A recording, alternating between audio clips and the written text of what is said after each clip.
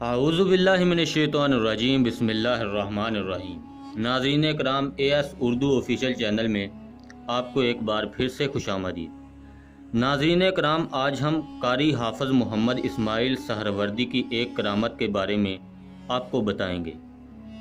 ناظرین کرام، اس اللہ کے ولی نے 45 سال کی عمر میں لاہور آ کر نیل پور میں تعلیم و تلقین میں مصروف ہو گئے۔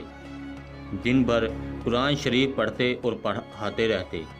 اس محلہ میں ایک قدیم مسجد تھی جس پر ایک ہندو جوگی کا قبضہ تھا اور وہ اس کو چھوڑتا نہ تھا۔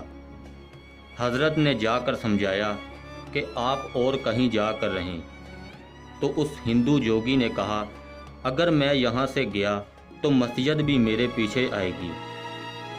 آپ رحمۃ اللہ علیہ نے فرمایا، اچھا تم جاؤ تو صحیح۔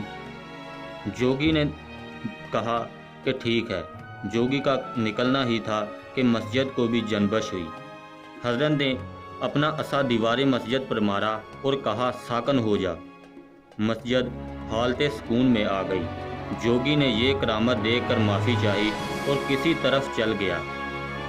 حضرت اس مسجد میں بیٹھ کر درس دیتے اور حافظ بناتے رہتے۔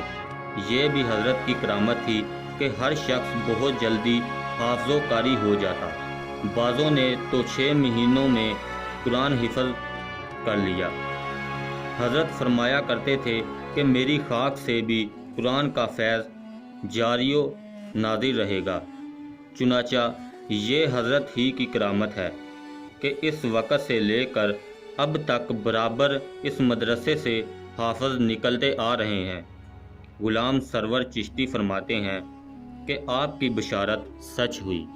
ناظرین کرام، اگر ویڈیو اچھی لگی تو میرے چینل کو پلیز سبسکرائب، شیئر اور لازمی کر دیجیے گا۔ میں ملوں گا آپ سے اگلی ویڈیو میں، تب تک کے لیے اللہ حافظ۔